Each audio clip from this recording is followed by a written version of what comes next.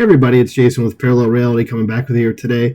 This time with an article actually from X, from John Spencer. You can see his name right there at the top, and just so you know who he is the chair of urban warfare studies at the Modern War Institute at West Point. So a dude that knows what he's talking about, and I've done other videos or articles I've reviewed from him before about some of the lies that are being spread about what's going on in the Israel-Hamas situation over there, and we're going to kind of go over some of the same stuff again, some of the same lies that have been propagating over and over and over, because you got a lot of people out there who are just believing whatever they're being told by the Gaza Health Ministry, which is run by Hamas, and we're just going to kind of go into it. So he has the top 7 lies about Israel and IDF operations in Gaza.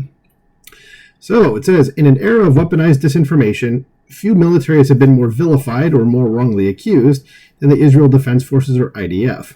Israel's war against Hamas has been distorted beyond recognition by activists, media outlets, and even some international institutions. It is time to confront the truth head on. Here are the 7 most pervasive lies and the reality they seek to obscure. And of course, number 1 is the one you hear all the time, that Israel is committing a genocide in Gaza, which is just not supported by anything at all, so let's go into it. Since genocide is the most serious crime under international law, defined by the 1948 Genocide Convention as acts committed with intent to destroy, in whole or in part, a national, ethnic, racial, or religious group. Crucially, genocide requires specific intent, not simply that civilian deaths occur during war, but that they are intended as part of a broader plan to exterminate a people. This specific intent, known in legal terms as dolus specialis, sets a uniquely high bar that distinguishes genocide from even the most destructive military actions. The acts that could constitute genocide under the 1948 Genocide Convention include killing members of the group, causing serious bodily or mental harm, deliberately inflicting conditions of life calculated to bring about the group's physical destruction or in whole or in part, imposing measures intended to prevent births, and forcibly transferring children to another group. Crucially, however, these acts only amount to genocide when committed with the specific intent to destroy, in whole or in part, a national, ethnic, racial, or religious group as such. It says none of Israel's actions, not reactions, but actions, meet this threshold. Israel targets Hamas, an armed terrorist entity that initiated the war with mass atrocities on October 7th. The IDF issues evacuation warnings, facilitates humanitarian aid, and restricts military operations to lawful targets. There is no Israeli policy, order, or pattern of action that suggests an attempt to destroy the Palestinian people. Even the International Court of Justice, or ICJ, despite accepting a politically driven genocide claim for preliminary hearings, has not ruled that Israel is committing genocide, nor has any credible international body. Israel's conduct is the very opposite of a genocide. It is a defensive war waged under the binding requirements of international law. Keep in mind that the ICJ is extremely biased against Israel, and they're even saying that they're not committing a genocide, so that should tell you something as well. So number 2 is Israel intentionally targets civilians in Gaza. And again, another one of the biggest lies that you hear from the activists on the far left, and the Muslims that are saying that this is happening, which obviously it is not. Under international humanitarian law, the presence of civilian casualties in war, while tragic, does not equate to a war crime unless civilians are directly and intentionally targeted. The IDF is one of the only militaries in history to systematically exceed the legal obligations to protect civilians. Israel's methods include advance warnings through leaflets, SMS texts, phone calls, providing their military maps to civilians, and even roof knock warning munitions before strikes.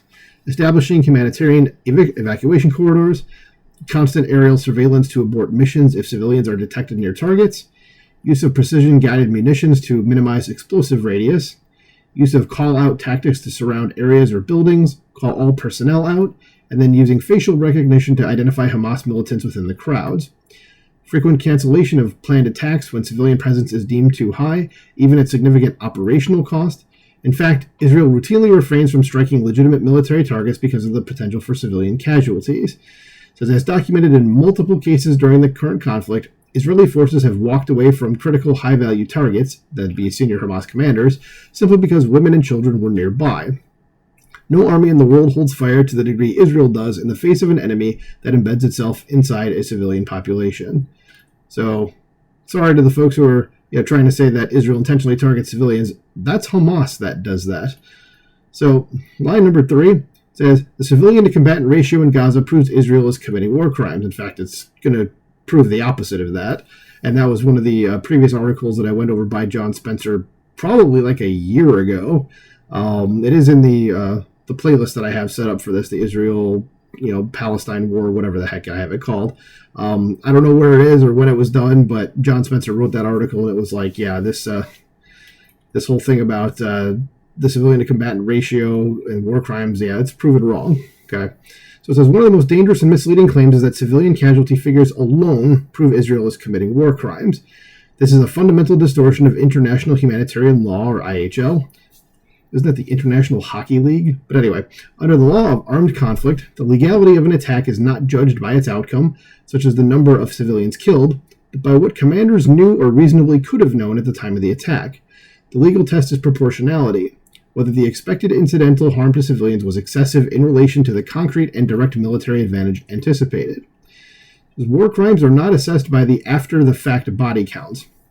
They are judged by intent, the information available at the time, and whether all feasible precautions were taken to minimize civilian harm.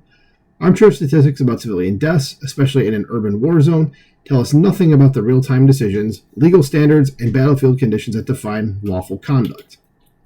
Moreover, the civilian casualty figures cited in the media are deeply unreliable, and here comes what I mentioned earlier about the Gaza Health Ministry. So it says, the so-called Gaza Health Ministry, in scare quotes, run by Hamas, so that needs to be said, has a long track record of publishing inflated and unverifiable numbers, and I've done multiple videos on that particular topic as well.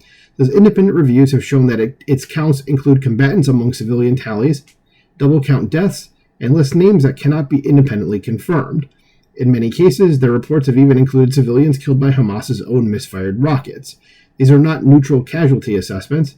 They are information warfare used by a terrorist organization engaged in a global campaign to delegitimize Israel.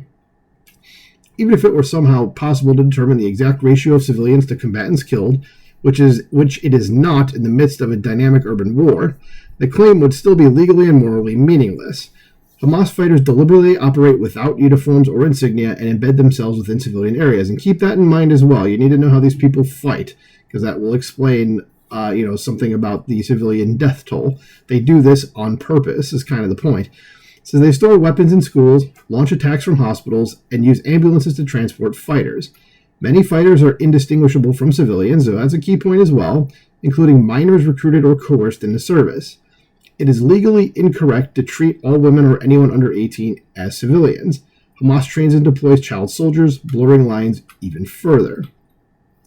As I have shown in my research, even if we compared the entirety of Gaza to a single urban battle, such as the Battle of Mosul, where U.S. and Iraqi forces fought ISIS in a densely populated city, Gaza's civilian casualty ratio would be comparable or even lower.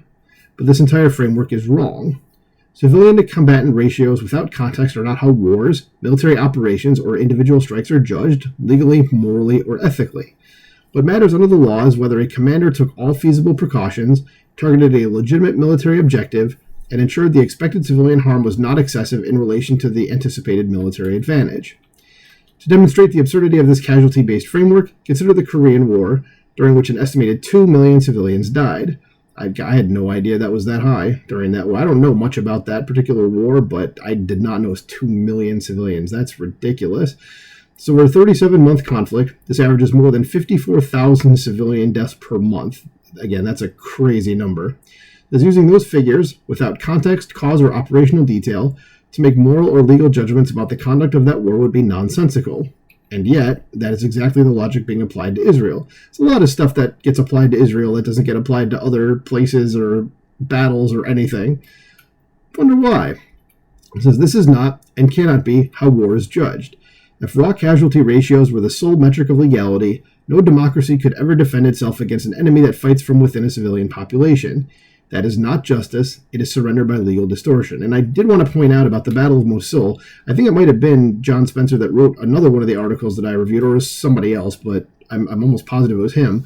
But he said the civilian or soldier to civilian death count that Israel fought, as it says here, was actually better and it was something like, it was near 1-to-1 from the Israeli forces in Gaza, meaning, one soldier killed per one civilian, whereas in the Battle of Mosul it was like just a little bit higher. It was like 1.8 civilians to like one soldier. And then they compared it to another World War II battle. I don't remember which one, or I think it might have been World War II even as a whole, and it was something like 9 civilians killed for every soldier. So just to give you an idea of what that comparison would be there. So let's go on to number 4. It says that Israel is starving Gaza's population.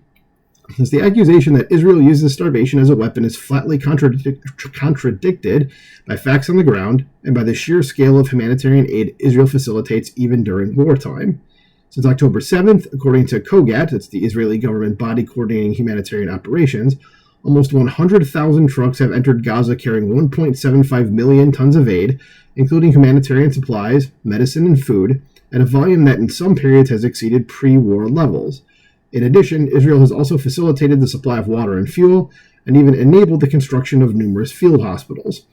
The real cause of humanitarian suffering in Gaza is Hamas, which always needs to be said, which systematically hijacks and weaponizes aid for its fighters, attacks crossing points, and manipulates civilians as human shields.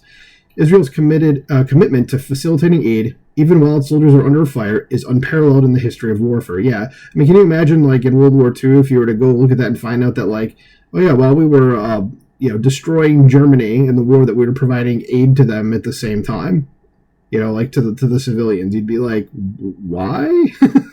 But no, again, it's another one of those standards that Israel is expected to be held to, but literally no other country in the history of warfare ever was.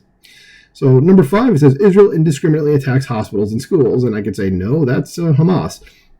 It says international law protects hospitals, schools, and religious sites, but that protection is not absolute.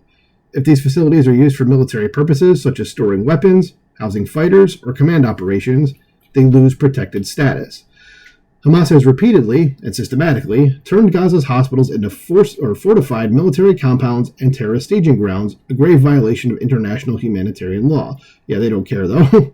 As at Al-Shifa Hospital, the IDF released evidence of a Hamas command center and underground tunnel network. At Nasser Hospital in Khan Yunis, Israeli forces uncovered weapons, hostage holding rooms, and operational centers. Similar violations were documented at Indonesian Hospital, Rantisi Hospital, and others. Schools run by the United Nations Relief and Works Agency for Palestine Refugees in the Near East, or UNRWA, which should be, I think actually was defunded by Trump, so good, has been used as rocket launching sites and weapons depots. In every instance, the IDF sought to verify intelligence, issue warnings, and minimize harm to civilians and medical personnel. The outrage should not be directed at Israel for targeting legitimate military threats, but at Hamas for systematically destroying the distinction between civilian and military space. So then on to number 6 says, I can talk now. Israel is illegally occupying Gaza. So the assertion that Israel occupies Gaza is a misrepresentation of the current geopolitical reality. In 2005, Israel unilaterally disengaged from the Gaza Strip, evacuating all Israeli civilians and military personnel and dismantling its settlements. Since then, Hamas has maintained de facto control over Gaza, exercising both political and military authority. While Israel enforces a legitimate border control before October 7th, and then a security cordon around Gaza after October 7th to prevent weapons smuggling and materials that could be used for terrorist activities or military operations, this measure is a lawful exercise of its right to self-defense, not an act of occupation. The blockade is implemented in coordination with Egypt and is subject to international scrutiny to ensure humanitarian needs are met. Claims of occupation often overlook the fact that Hamas, recognized as a terrorist organization by many countries, governs Gaza and is responsible for the well-being of its residents. Israel's military operations in Gaza are responses to ongoing security threats, including rocket attacks and tunnel infiltrations, and are conducted with the aim of neutralizing these threats while minimizing harm to civilians. In summary, the characterization of Israel as an occupying power in Gaza is inconsistent with the facts on the ground and the legal definitions under international law. And the final lie here, number 7, says Israel violates Hamas prisoners' rights under the Geneva Conventions. It says the Third Geneva Convention defines prisoners of war, or POWs, as combatants who meet 4 key conditions: being part of a recognized armed force, carrying arms openly, wearing a fixed distinctive sign recognizable at a distance, and conducting operations in accordance with the laws of war. Hamas meets none of these standards. They hide among civilians, wear no uniforms, and routinely commit war crimes by targeting Israeli civilians while shielding behind Palestinian ones and embedding their combat operations within hospitals, schools, mosques, and residential areas. While Hamas fighters are not entitled to POW protections under the Third Geneva Convention, they are still protected under Common Article 3, which Israel upholds by treating detainees humanely. Hamas, by contrast, continues to violate every basic principle of humanitarian law, including holding Israeli civilians and soldiers hostage under brutal conditions. So the conclusion here being that Israel today is not only fighting a terrorist regime that has weaponized civilians, it is fighting a second war, a war against lies, so basically propaganda it's fighting as well. From false claims of genocide, to manipulated casualty statistics, to the cynical misuse of humanitarian law, nearly every accusation leveled against Israel and the IDF distorts reality, ignores laws, and inverts morality. In Gaza, Israel faces a battlefield unlike any other in modern history, a dense, fortified, civilian-dominated urban environment deliberately and methodically turned into a human shield by Hamas. Yet despite these impossible conditions, Israel has conducted its campaign with a level of restraint, precision, and adherence to law that is virtually unmatched in modern warfare. It has taken more precautions to protect civilians than the law requires, often at great operational risk to its own forces. But facts alone are not enough.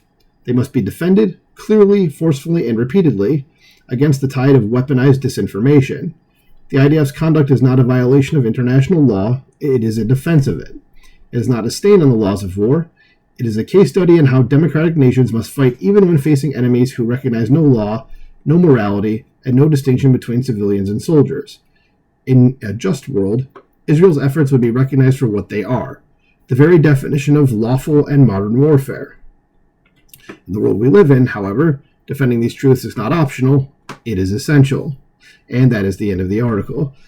And it just goes into some notes about the two authors of the article. But yeah, there you go. So it's yet another video I'm doing about just the BS that's going on in terms of the stuff that's been being propagated about Israel and all that stuff. And John Spencer is an actual authority on this stuff, and he's coming out and saying, yeah, and all the stuff that they're telling you is happening to the people on the far left, it ain't actually happening.